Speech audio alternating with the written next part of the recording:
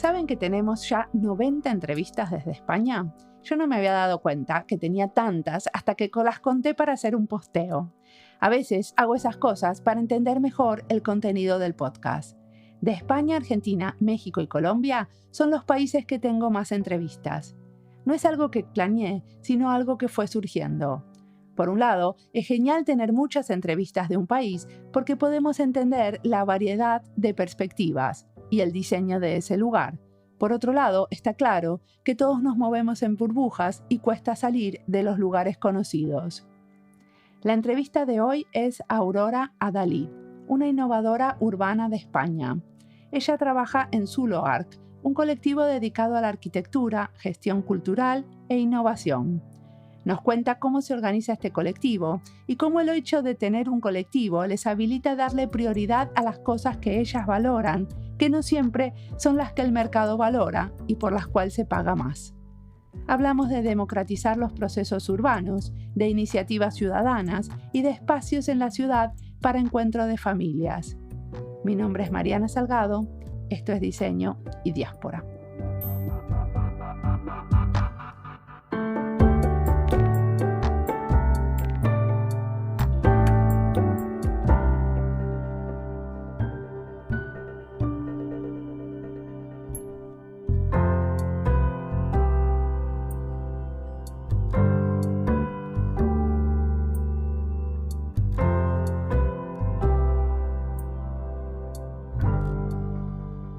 Soy Aurora Adalid, me llamo a mí misma ahora innovadora urbana, después de mucho tiempo de dar vueltas como a cómo se llama lo que hago o lo que hacemos. Vengo de formación de arquitecta, pero realmente no he practicado la arquitectura convencional de hacer edificios o diseño de planeamiento urbano y ese tipo de cosas. Trabajo en un colectivo desde el que sí que hacemos eso. Pero yo he podido dedicar mi perfil a otras cosas que siempre me han interesado más, que tiene que ver con hacer urbanismo y redes y arquitecturas, pero de una forma más blanda, digamos. Ahora me vas a contar ejemplos de qué significa eso. De acuerdo. Eso, trabajo en este colectivo al que pertenezco, se llama Zuloarc. Lo fundamos hace un porrón de años, en 2001. Empezamos a trabajar de forma colaborativa y venimos trabajando desde entonces con entradas, salidas. Y muchas de nosotras venimos de arquitectura, pero hemos ido incorporando nuevos perfiles y haciendo otros tipos de trabajo, desde la gestión cultural hasta la edificación pura y dura, a la innovación o la participación ciudadana. ¿Y me puedes contar entonces un ejemplo de esto que sería hacer innovación en urbanismo? Pues para mí hacer innovación en urbanismo viene a ser encontrar soluciones para los problemas que tienen las ciudades, que no son pocos, que por un lado ayuden a mejorar el impacto que tienen como en la vida diaria de las personas y a la escala planeta también, y que no pasen por hacer del modo convencional. Urbanizar territorios amplios, hacer carreteras, organizar la vida desde el punto de vista funcional de la productividad solamente. Entonces, ejemplos son, si en un barrio hay un problema con los coches, que hay demasiados coches y poco espacio, pues la solución a lo mejor no es hacer parkings, sino encontrar otras formas de usar el espacio. Yo facilito grupos para que encontremos soluciones de forma colectiva. Perfecto. ¿Y este tipo de trabajo quién los pagan? ¿Las alcaldías?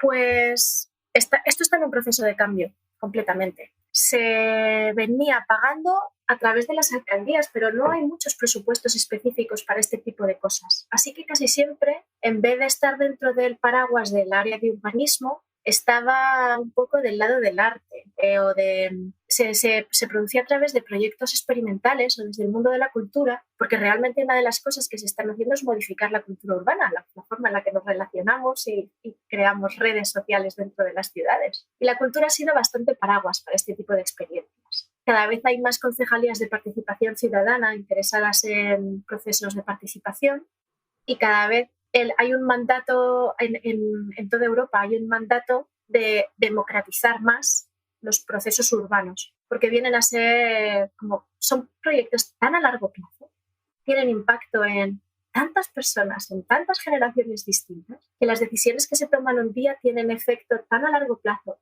y en escalas tan amplias, se exige cada vez más introducir procesos más democráticos en la toma de decisiones.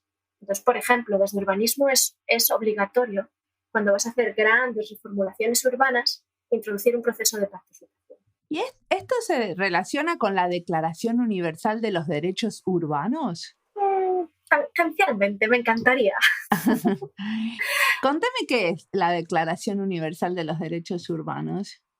Pues es una especie como de, nos gusta llamarlo una especie de manifiesto infinito o declaración infinita, como es un intento de construir colectivamente una agenda urbana, un nuevo mandato sobre cómo hacer las cosas en temas urbanos. Es también un proyecto de largo recorrido. Empezamos en 2011, una cosa así, y sin financiación, porque nos haciendo a la gente por las calles las mismas preguntas que nos hacíamos dentro del estudio. Teníamos el convencimiento de que las cosas tenían que hacerse de otra manera y tuvimos la humildad suficiente, creo yo, como para saber que no teníamos ni idea. Teníamos intuiciones, teníamos nuestros valores, sabíamos hacia dónde queríamos cambiar las cosas, pero no estábamos seguros de si eso coincidía con la gente con la que nos importaba contrastarlo, que es como pues, la vecindad que nos rodea, o si era realmente deseos colectivos o un poco ilusiones, ¿no? de personas un poco desencantadas de la forma de hacer dentro de su profesión. ¿Y qué le preguntaban a la gente? Pues era muy agradable porque tenemos como charlas a veces más amplias, a veces más cortas, pero preguntamos 3 cosas muy concretas, que son: ¿qué te encanta de tu alrededor? ¿Y crees que hay que proteger, pase lo que pase, cambie lo que cambie? ¿Qué te apasiona, qué te gusta, qué crees que hay que proteger? Preguntamos: ¿qué crees que hay que eliminar? ¿Qué es un estorbo, una china en el zapato, una molestia constante? ¿Y qué introducirías? ¿Qué se te ocurre que podría mejorar a tu alrededor?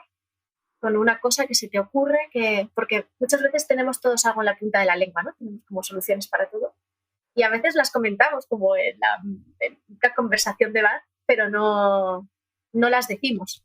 Y entonces registramos todas esas preguntas, las conectamos entre sí. A veces vamos como con una silla, nos ponemos en una plaza y dejamos que la gente se acerque, vamos preguntando. Y es un desencadenante increíble para conversaciones muy, muy productivas sobre por dónde deberían ir las ciudades desde el punto de vista de cualquiera que pase por ahí.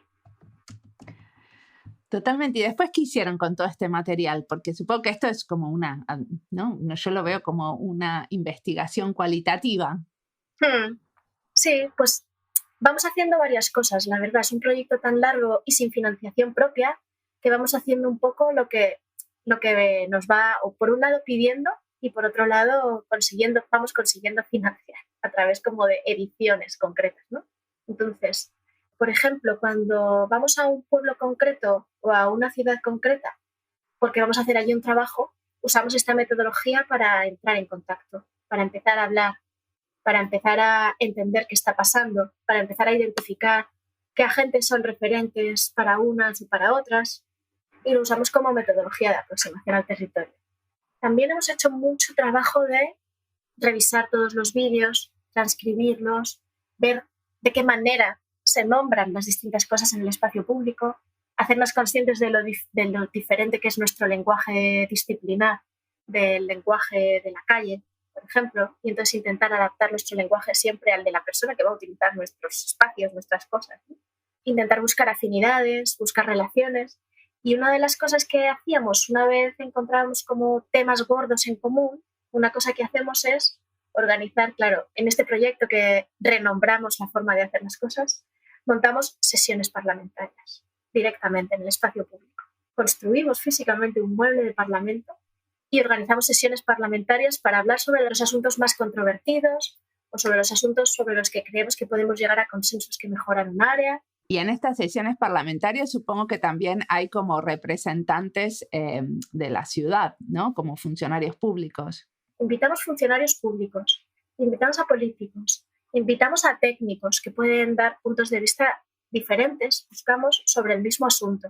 Es decir, profesionales, técnicos y políticos que no estén alineados con una única forma de ver las cosas. Por eso lo llamamos sesión parlamentaria. Porque que no sean todos del mismo partido. Eso es. Y no solo representantes, por ejemplo, de asociaciones ciudadanas o de colectivos organizados. Nos gusta mucho convocar a personas que no forman parte de ese tipo de asociaciones porque la ciudadanía organizada ya se siente representada en cierta forma por sus colectivos.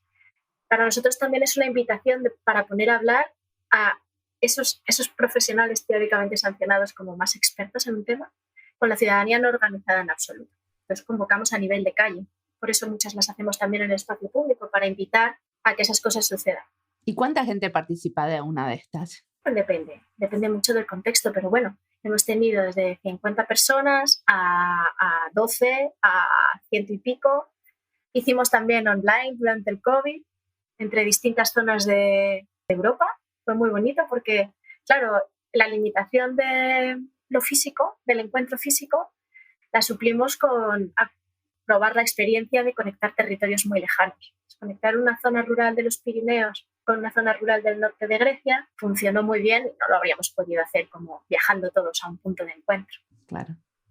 Intentamos un poco ver de qué manera, porque claro, una sesión parlamentaria no es como una asamblea o una reunión simplemente, ¿no? Somos estrictos, digamos, con las reglas, con la forma en la que te hablas, unos códigos de respeto, una serie de normas, porque claro, estamos poniendo a hablar a gentes que tienen disputas abiertas.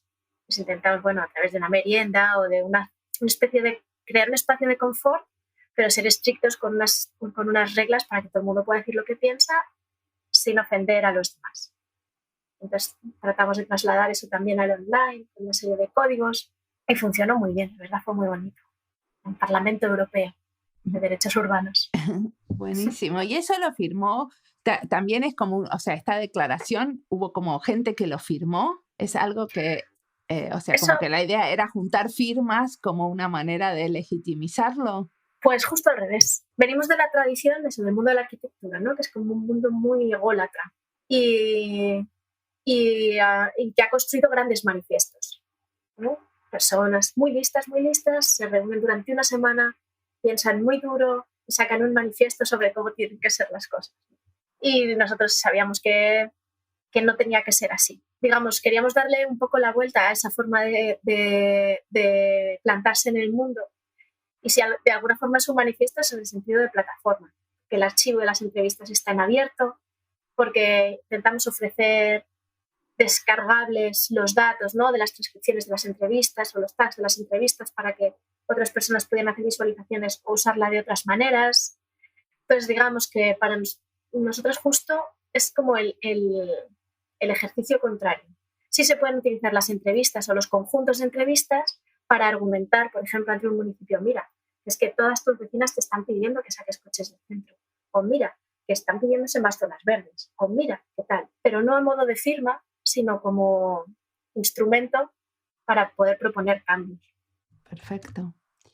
No sé si esto queremos explayarnos más, pero también otro proyecto que sería interesante es esto del Ciudad Escuela, que es un proyecto de pedagogía urbana open source desarrollado desde 2014. Me encantan estos proyectos que tienen largo tranco, porque seguramente fue cambiando mucho. Bueno, ¿querés contarnos de qué se trata esta Ciudad Escuela? A mí ambos son proyectos largos, proyectos antiguos, proyectos además que no tienen como una financiación específica, difíciles de sacar adelante, pero que yo creo que merecen mucho la pena. Y Ciudad Escuela está ideado y está construido entre además un montón de agentes distintos, ¿no? Yo trabajo desde el Zulo, pero nos relacionamos con distintos agentes que expanden muchísimo nuestros horizontes, ¿no? Son como amplían nuestra zona de aprendizaje. Y en este caso trabajamos con Adolfo Estaleya y Alberto Corsín, que en ese momento estaban como asociados con el nombre de Prototyping, con Domenico Di Siena, con el colectivo Basurama, con el que colaboramos en más cosas, y con Alfonso Scott Pérez en Twitter, Alfonso Sánchez Uzábal, de Montera 34. Y el proyecto viene de entender y abrazar la idea de que esas cosas que nos preguntábamos sobre cómo hacer ciudad de otra manera, estaban ya resueltas de alguna manera en un montón de iniciativas ciudadanas, las formas de hacer de los activismos, de los huertos urbanos, que nos resultaba inspiradora y la que pensábamos que era una pista para saber hacer ciudad de otra manera, más contemporánea y más contextualizada con el mundo que tenemos, estaba ya ahí. El germen, la semilla estaba ya ahí, en toda esa multitud de iniciativas. Entonces dijimos, vale, a nosotros nos ha resultado inspirador cómo se autoorganiza la chavalada para dar una liga cooperativa en vez de competitiva. O nos parece inspirador cómo se autoorganiza un colectivo para convertir en una plaza maravillosa un solar abandonado. Pero cómo hacer que esos saberes que hay ahí, en todos esos procesos, tengan un impacto un poco mayor. Cómo hacer que otras personas que a lo mejor no pueden bajar a la plaza cada día o que están en otro contexto o sienten barreras como de acceso a esos espacios, puedan también aprovecharse de este aprendizaje de alguna manera. O sea, como lo mapearon todo esto, hicieron como una recopilación de proyectos que les inspiraban.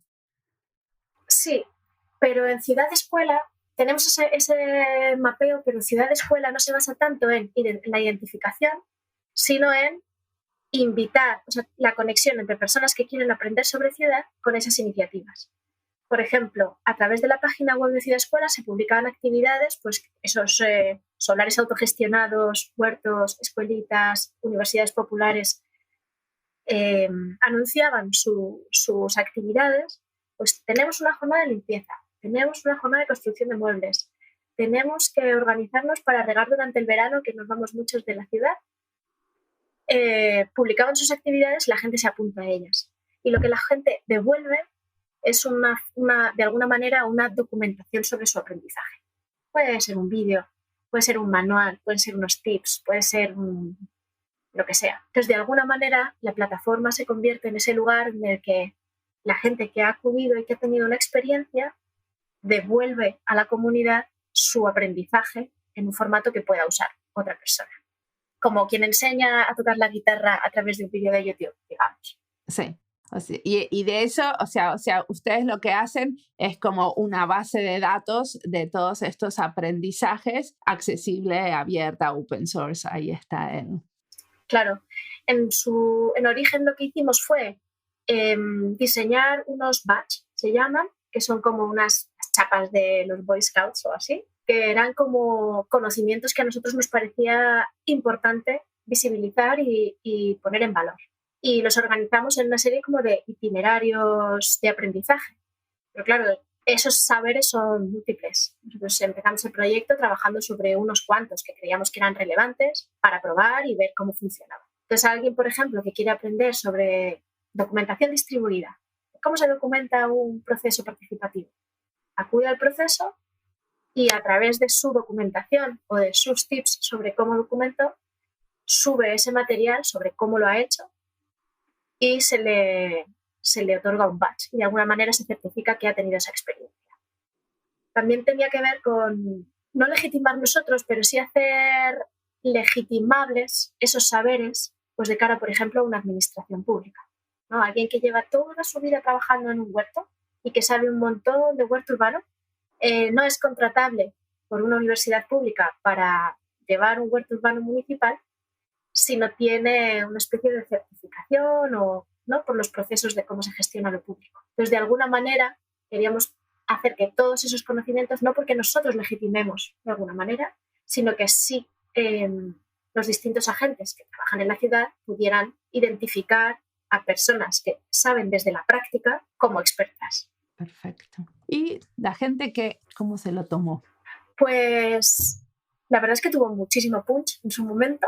Es que ahora mismo tenemos el proyecto, ha tenido como varios spin-offs y estamos centrados en alguno de ellos que ahora te cuento.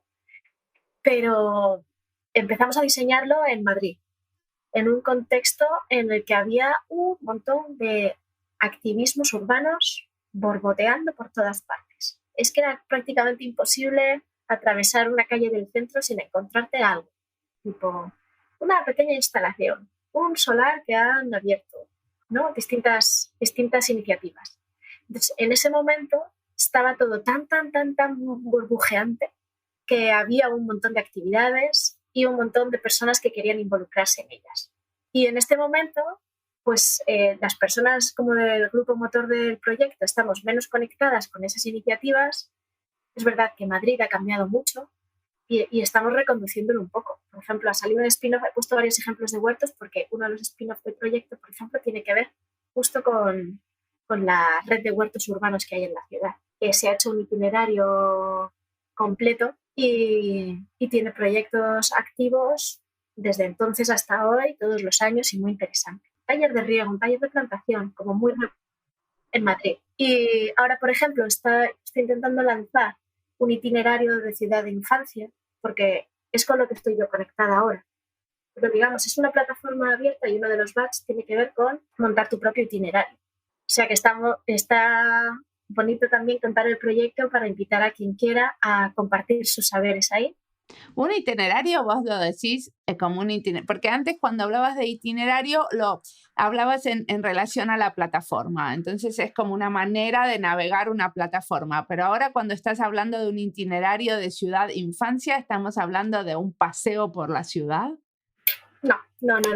Perdona, sí, me explico. Por ejemplo, yo ahora estoy muy conectada con el tema de ciudad de infancia porque soy madre de 3, tengo 2 bebés de 1 año y estoy en un momento en vez de hacer red con iniciativas de otros lugares o de otras ciudades, como densificando mis redes cortas, como mi relación con la escuelita, mi relación con el parque, mi relación con tal, ¿no? Y una de las cosas yo creo interesantes de Ciudad de Escuelas que tiene mucho que ver con cómo nos conectamos. O sea, que lo que mostramos es cómo nos conectamos con los lugares, con los espacios y con las prácticas. Y en ese sentido, un itinerario para mí, o sea, es un itinerario de ciudad de infancia, implica trabajar la ciudad desde, por ejemplo, aprender a mapear lugares de encuentro para familias, por un lado. Pero también formas de usar la calle desde la infancia para la infancia y con la infancia diferentes, ¿no? Muchos y diversos pequeños conocimientos y un itinerario sería como un paquete que tiene que ver todos esos saberes, formas de hacer. Estamos trabajando en cómo intentar hacer zonas de bajas emisiones alrededor de las escuelas o mejorar la calidad del aire en los entornos escolares. Cómo paramos el tráfico a través de un proyecto que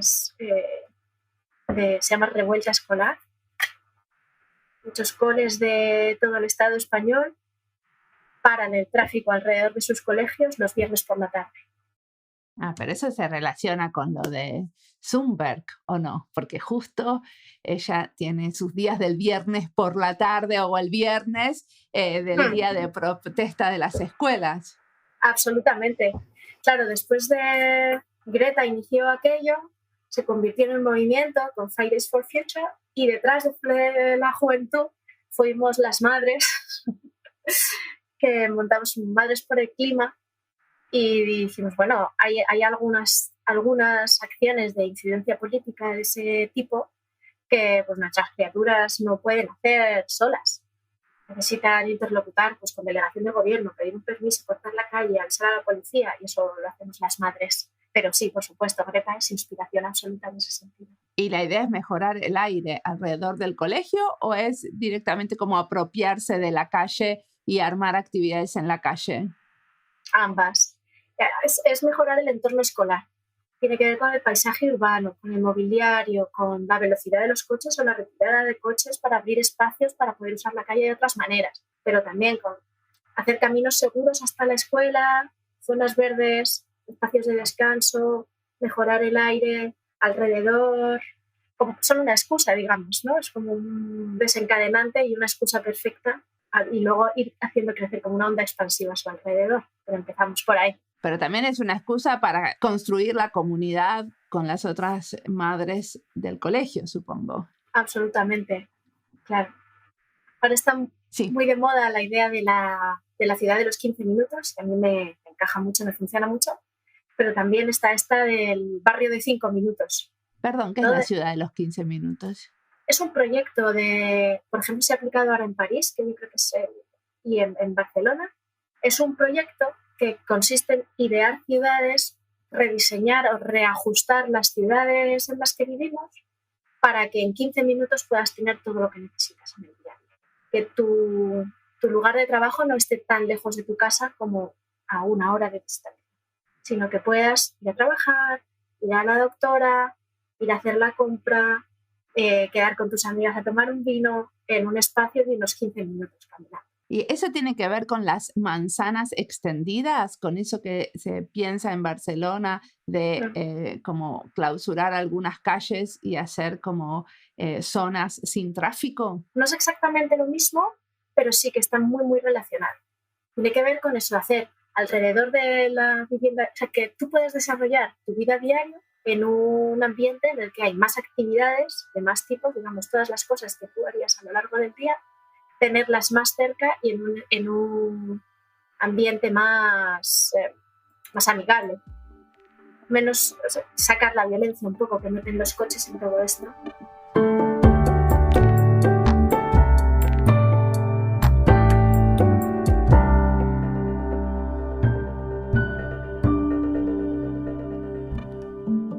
Esta entrevista es parte de las listas Arquitectura para el Cambio, España y Diseño, Colectivos y Cooperativas de Diseño, Diseño Feminista y Niñez y Diseño. Me gusta enterarme sobre nuevas redes activistas donde participan los y las diseñadoras que entrevisto. Aurora menciona a las Madres por el Clima, una red que está en varias ciudades, incluyendo Cartagena, en Colombia. Madres por el Clima surge por la necesidad de acompañar a los jóvenes que luchan desde Fridays for Future o Juventud por el Clima por tener un futuro posible en el que se luche contra la crisis climática para lograr mitigar sus efectos sobre el planeta. Quieren que los jóvenes tengan un planeta habitable en el que poder desarrollar una vida digna. Piden que las administraciones y gobiernos escuchen a los científicos que están alertando de la necesidad de actuar urgentemente para mitigar los efectos de la crisis climática en la que estamos ya inmersos, y tomen medidas acordes a estos reportes. Acá, en Finlandia, existe un grupo similar, solo que son padres y madres. También van los viernes en apoyos a las acciones de los jóvenes. Sigamos escuchando a Aurora, que tiene mucho más para contarnos.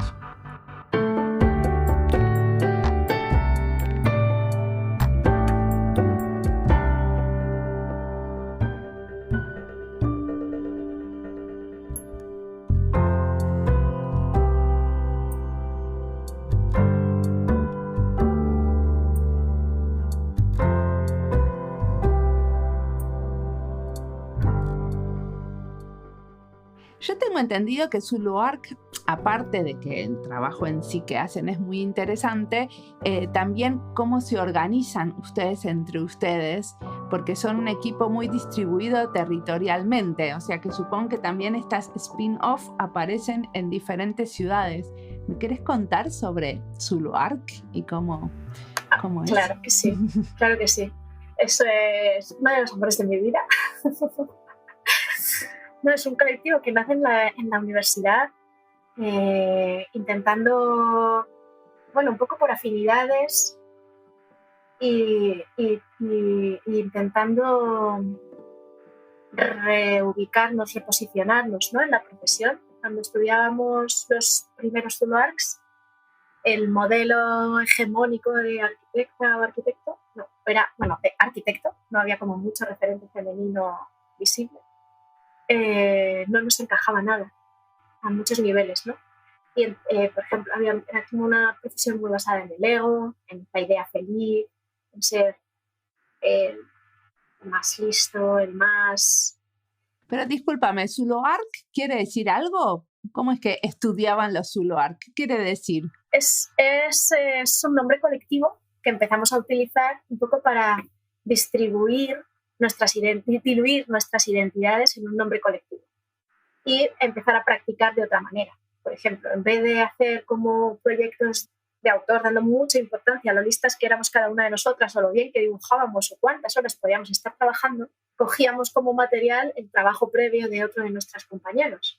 Entonces, pues en una asignatura de construcción mejorábamos un trabajo que se había hecho en proyectos y luego lo llevábamos a una asignatura de urbanismo e íbamos evolucionando los trabajos en vez de empezar siempre desde cero. Y de alguna manera, claro, Zuluark nos servía para dar crédito de que lo que estábamos enseñando no era una cosa única nuestra, sino que tenía como toda una historia detrás de mucha gente trabajando y mucha gente pensando, un poco parecido a como es en la vida real. Pero en ese momento nadie nos mostraba pues que el trabajo de diseño en la ciudad o de la arquitectura es múltiple y que hay muchos agentes involucrados. Entonces empezó así, como un nombre colectivo. Bueno, y siempre decimos lo mismo, Zuloark es quien quiera ser Zuloark, porque en ese sentido no es una marca o no es un colectivo o una empresa, sino una paraguas que nos permitía cierto anonimato para hacer gamberradas y hackear cosas en la escuela y también presentar este statement de no soy yo que aspiro a ser famosa, sino aspiro a hacer cosas y eso íbamos a hacerlas juntas. Y nos organizamos desde entonces de formas muy diversas. Hemos ido cambiando muchísimo, claro, desde el grupo estudiantil a un grupo profesional, ahora vivimos 12 personas de esto. De ser todos más o menos iguales, porque estábamos todos estudiando y teníamos edades parecidas, necesidades parecidas, etc., pues ahora tenemos gente en sus 40, en sus 30 y en sus 20, en momentos vitales y profesionales muy distintos. También, pues eso, hemos profesionalizado muchas cosas, hemos ido haciéndonos con perfiles cada vez más específicos cada uno de nosotros. Entonces, bueno, cómo nos organizamos ha ido cambiando a lo largo del tiempo y de hecho cada año nos juntamos una vez al año todos juntos físicamente. Por eso, porque como decías, vivimos en distintas ciudades, muchas vivimos en Madrid, entonces ahí hay un nodo fuerte, pero tenemos ahora mismo una sede en Berlín, otra en La Coruña, mi equipo en Atenas. Nos juntamos para repensarnos cada vez. Es verdad que algunas de las formas de organizarnos están ya inventadas, pero las rediseñamos desde cero para que nos vayan encajando. ¿Y cómo gestionan la economía? Uh-huh. Pues hasta ahora, como hemos estado funcionando es entendiendo que todos los trabajos que hacemos, cada una de nosotras, son igual de importantes, aunque en el mercado no valen lo mismo. Algunos incluso valen cero, ¿no? Como en algunos de los proyectos que hemos hablado previamente. Para el mercado valen cero, para nosotras mucho. Entonces, metemos en un fondo común lo que vamos ganando y lo repartimos a partes iguales. Así, desde hace 20 y tantos años. Entonces, quien está haciendo un trabajo mejor remunerado, de alguna manera está financiando a alguien que está más involucrado en un activismo y no cobra por ello, ¿no? Somos como un círculo de confianza, vamos, nos comprometemos a compartir nuestra economía. Pero se ponen de acuerdo, por ejemplo, porque si yo siempre hago proyectos más activistas y menos comerciales también, o sea, como se ponen de acuerdo para que haya como turnos y que no sean siempre los mismos los que se dedican al activismo o a los proyectos más comerciales. Claro, no tenemos un mecanismo para organizar eso, sí que a lo largo de los años hemos aprendido un poco a autorregularnos. No hay un mecanismo diseñado para eso, salvo hacernos conscientes de lo que está haciendo cada uno y contárnoslo. Entonces, el ejercicio de confianza es muy, muy fuerte y luego también de apuesta, ¿no? Porque hay perfiles, pues hay perfiles que por mucho que hagan trabajos remunerados, digamos, por su perfil, lo que están produciendo es como menos reconocido socialmente, pero es fundamental para sacar adelante un equipo. Entonces, en ese sentido, por un lado están los activismos, digamos, las cosas no remuneradas, están las cosas remuneradas y también todas las tareas reproductivas de emitir una factura, subir una cosa a la web, ¿no? Ese tipo, o sea, hay muchos tipos de tareas muy diversos y los valoramos todos igual. ¿Cuáles son esos trabajos remunerados que son menos reconocidos socialmente? Quiero solamente un ejemplo para estar segura de que entiendo lo mismo. Pues, bueno, es que hay trabajos muy ingratos. Por un lado, económicamente está suficientemente valorado una cosa que hacemos en el equipo, que es tasar edificios. No es una cosa que está bien remunerada, pero nunca nos llaman para conversar sobre ello, ¿no? Y un ejemplo de proyecto mal remunerado socialmente es, o no remunerado económicamente, pero sí socialmente, es, por ejemplo, Ciudad Escuela, una declaración de derechos urbanos. Un trabajo clave para nosotros ha sido todo lo que hemos aprendido en un solar autogestionado de La Latina, en el centro de Madrid, que se llama Campo de Cebada, donde éramos una gente más, todas las vecinas, pero 1 o 2 personas de nosotros han estado constantemente introducidas dentro del proceso a un nivel muy fuerte. Y al principio ese trabajo no se consideraba profesional, nos dimos cuenta de que se necesitaba, de alguna manera, esa profesionalización dentro del campo de cebada. Y eso es un ejemplo de proyecto que se autofinancia, digamos, dentro de Zuloac. Una persona esté de forma constante en un proyecto activista de autogestión de un solar. ¿Y qué cosas te inspiran? ¿Qué lees, miras, escuchas, qué querés recomendar? Pues creo que estoy en la etapa menos cultureta de mi vida, con 2 bebés y todo eso. ¿No escuchas podcast? Pues escucho muy poco porque durante el confinamiento escuché demasiado, creo. Me ponía podcast mientras hacía otra cosa y estoy a dieta, digamos, de multitask en ese sentido. A ti sí te escucho, te escuchaba más antes, porque es que además traes a mucha gente interesante y me gusta mucho. Muchas gracias. Sí, de verdad. Es muy profundo, pero a la vez agradable de escuchar. Es muy interesante. Pero, por ejemplo, ahora mismo, cosas que soy capaz de ver o tal, estoy viendo una serie que se llama Blue, que es una serie de dibujos animados, pero que muestra una forma de relacionarse en la familia que me encanta. Bluey, con él. Es una serie, luego te lo mando por escrito si quieres, es una serie australiana y acabo de ver, que también las películas me quedo dormida, pero acabo de ver una serie que me ha encantado que se llama Autodefensa, una serie española que han hecho 2 chicas muy jóvenes sobre cómo viven unas 20añeras en Barcelona. Me ha volado la cabeza, pues una juventud completamente distinta de la mía. Y recomendaría pues, los 3 últimos libros así que me estoy leyendo. Uno es de Izaskun Chinchilla, que es una arquitecta que admiro y me encanta cómo piensa, cómo trabaja y cómo se explica, que se llama La ciudad de los cuidados.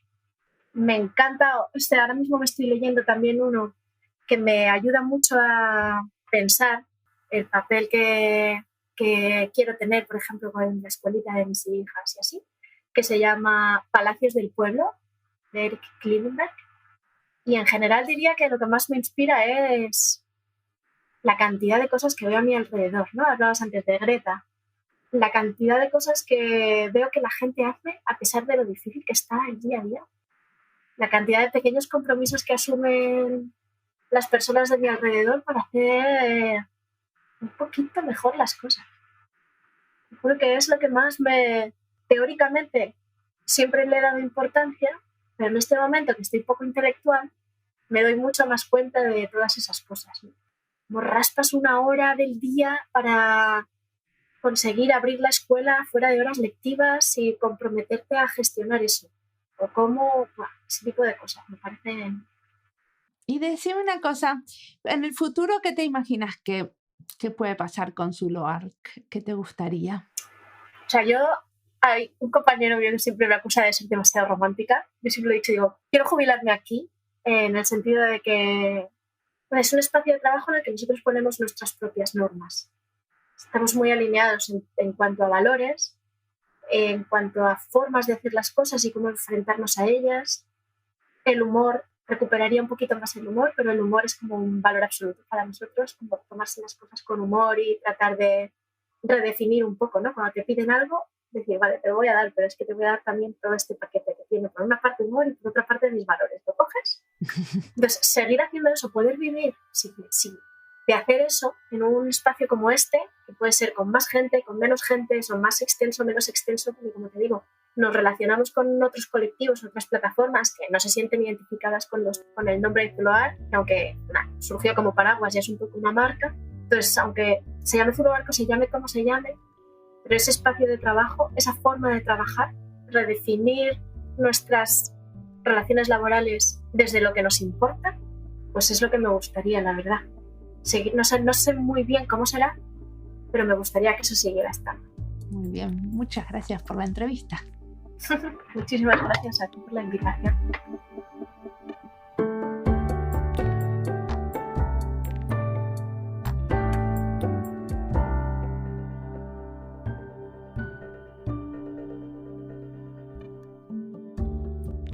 Al final de la entrevista, Aurora dice que quiere terminar su vida laboral trabajando para Zuluark, porque es un espacio de trabajo donde pueden diseñar sus normas y estar alineadas en la forma de hacer. Ahora que estoy pensando en mi próximo paso en el ámbito del trabajo, lo que cuenta Aurora me parece maravilloso. Quisiera estar en un colectivo donde se compartan los valores y las maneras de hacer sean consecuentes con esos valores. Trabajé muchos años para grandes organizaciones como un ministerio, otra institución del gobierno nacional y una universidad. Todos son lugares donde aprendí mucho y pude hacer proyectos que desde otro lado hubieran sido impensables, pero no dejan de ser organizaciones burocráticas donde tuve poca incidencia en procesos de reclutamiento y en decisiones estratégicas que definen los equipos. Poder influenciar con quién una trabaja todos los días y de qué manera sería nuevo para mí, algo que me motivaría a querer seguir en el mismo lugar por mucho tiempo, lo cual no me pasó otras veces. Cuánto de algunas incomodidades en el trabajo están buenas y nos hacen crecer, y cuánto de estas incomodidades nos hacen movernos al siguiente, o cuáles. Es parte de lo que vamos explorando a través de proyectos y equipos, de colegas y métodos. Es un momento de cambio para mí, y estas entrevistas me ayudan a abrir el espacio de acción y a pensarme en diferentes ámbitos. Espero que a algunos de los que escuchan también les resuenen estas voces.